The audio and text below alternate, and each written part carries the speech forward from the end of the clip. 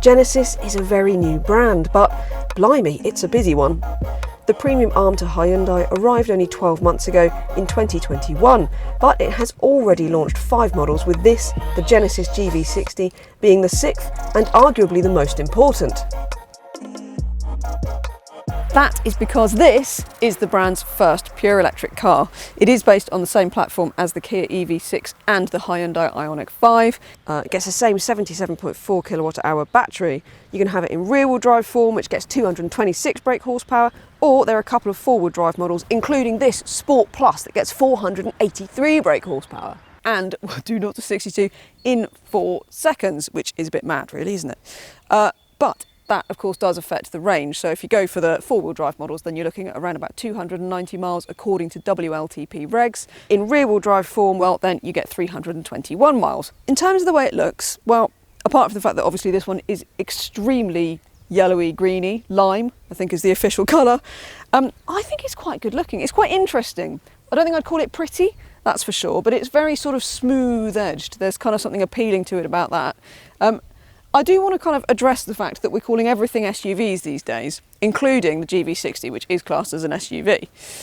But you know what? This height is not very high at all, actually. It's 1,580 mil, so just over 1.5 metres high. It's barely any taller than a Golf. And I mean, that height is probably partially to do with these rails. Yeah, it's got SUV styling characteristics. These chunky black wheel arches, and obviously the fact that the arches themselves are so huge, that's what gives it that SUV-esque look. And the fact that you get very deep body, particularly on electric cars, because those batteries are in the bottom, in the floor pan. So you end up with quite a sort of deep side to the car. That all gives it kind of SUV kind of characteristics. But in terms of height, it's really basically hatchback height. I quite like the wing on the back. I just think it's quite a distinctive looking car, and I like that. I like cars that sort of don't look too sort of the same as everything else, really. And I think Genesis have done really well on that front. A lot of people sort of argue that Genesis look almost a bit sort of Bentley-esque, but I think the GV60 looks very different to the other Genesis models already. Like I said, it's a very young brand, and the fact that they've launched so many models already and already have quite a distinct sort of styling character, I think it's all credit to them. And it feels like the GV60 is already the next sort of step forward for the brand. So it does feel like it's kind of, they've launched a brand and they're kind of like doing everything much more quickly than everybody else. So it's a really interesting thing. Anyway, that's the Genesis GV60. Let's check out the practicality. Practicality is very good too. Sure, the boot isn't quite as spacious as that in a VW ID4 or Ford Mustang Mach-E, but there's still over 400 litres and more than enough space for a buggy, making this a really decent family car. The back seats don't disappoint either. There is vast amounts of legroom and plenty of headroom, even with the panoramic glass roof in place, so you'll get 2 tall adults or a couple of bulky child seats in the back, no problem at all. Up here, the GV60 really showcases the technology that is kind of its focus, really. Starting with, well, this is the Crystal Sphere, which, I don't know, I've always wanted a crystal ball to live out my dreams of being a witch, and finally Genesis has supplied me with one. It's all good fun.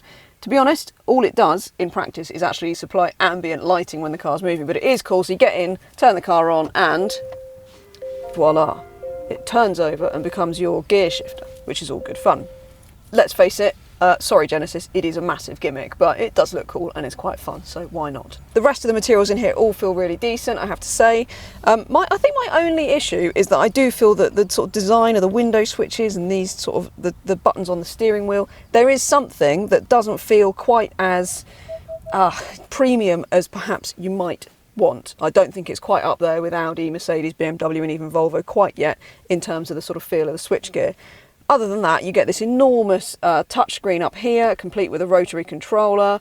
You can swipe through your menus. It's all quite recognisably sort of Hyundai Kia software. There's no problem with that at all because they're really, really good. So it's actually fairly straightforward. You get your Apple CarPlay, your nav, your charger search, all of that stuff. Graphics are really great too, so no issue with that at all. You get your big coloured screen up here. Really, again, easy to see. The graphics are great. I don't think there's any complaints there. It's very clever. I mean, you do get all the safety stuff that you would expect as standard as well, including blind spot. That's all included on every model.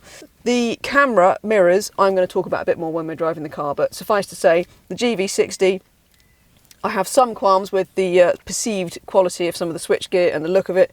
Other than that, I think it looks really smart up here. I love the upholstery, sort of suede finish up here, really comfy, loads of seat adjustment.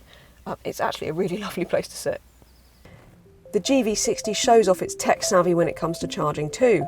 It'll rapid charge up to 240 kilowatts, making this one of the fastest charging cars on sale, and that means it will get a 10 to 80% top up in under 20 minutes if you plug into a 350 kilowatt ultra rapid charger. A full charge from a 7 kilowatt home charger will take around 12 hours. There's even the option of charging another EV or another electrical device from the GV60's battery if you add the necessary pack.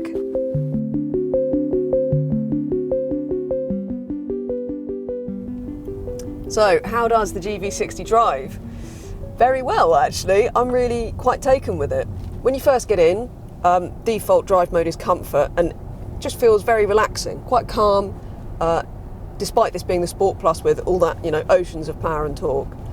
It's something that feels like it's setting out to try and soothe you and just be very smooth, and it gels perfectly. I really like it. Part of that is the brake regen, very smooth, bleeds in really nicely, and you've got full control via the paddles here, plus an automatic mode, so it slows down when you senses a car in front. The ride's really good too. So the Sport Plus gets electronically controlled dampers with a camera system that reads the road ahead. So it's adjusting those dampers as it's going along, and it works really well. So the car feels taut. Don't get me wrong, it doesn't feel all sloppy and kind of slow and boring. Not at all. It always feels like a car that's got a bit of something to it, a bit of intention. But like I said, it's just quite relaxing. It feels more like an executive tourer in its standard comfort mode. Partly that ride, the brake regen, everything about it. Steering weight, quite meaty, but nice and progressive, easy to judge. But there is something of a schizophrenic nature to the GV60, because you can stick it in sport mode via this button here, and all of a sudden everything kind of becomes taut, the seat grabs you, it just becomes much more alert. It's really noticeable. It's actually one of the bigger sort of differences in characters by drive mode that I've experienced in a car, much more so than I remember experiencing in the EV6 and this kind of thing, interestingly.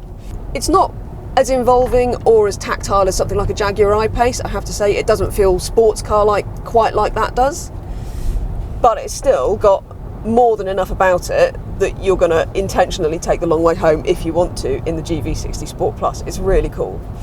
And not only that, but it's got yet another trick up its sleeve with the boost button down here. So you're already in sport mode, you're enjoying things, and then you hit boost and you get 10 seconds with an additional 27 brake horsepower at each of those 2 electric motors. So it doesn't actually sound like much in the context of a car with this much power anyway, but blimey does it make a difference. So you hit boost and it's absolutely bananas. It's like I said, it's quite schizophrenic. It's such a relaxing, chilled, quite easy car to drive, and then you discover sport mode and boost, and it's just sort of a slight kind of, it's sort of foaming at the mouth all of a sudden. It's brilliant. It's really cool.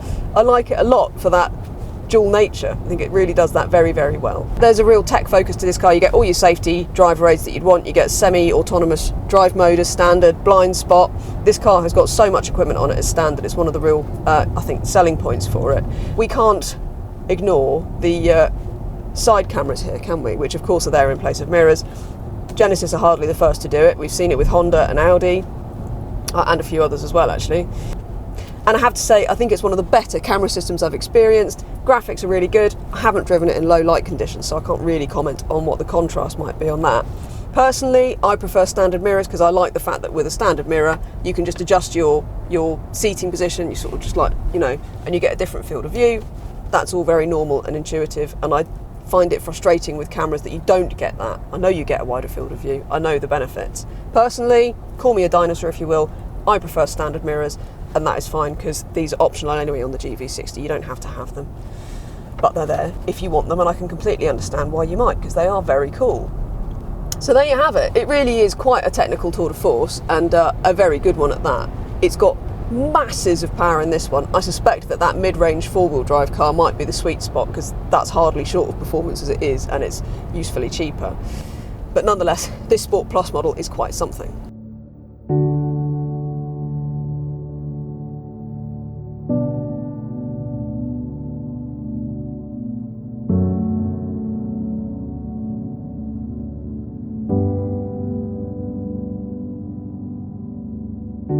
The Genesis GV60 is delightfully split personality when it comes to how it drives. It's practical, it looks great, it's reasonably good value by the standards of premium rivals. It is offering a lot. Not only that, it's massively significant to the Genesis brand.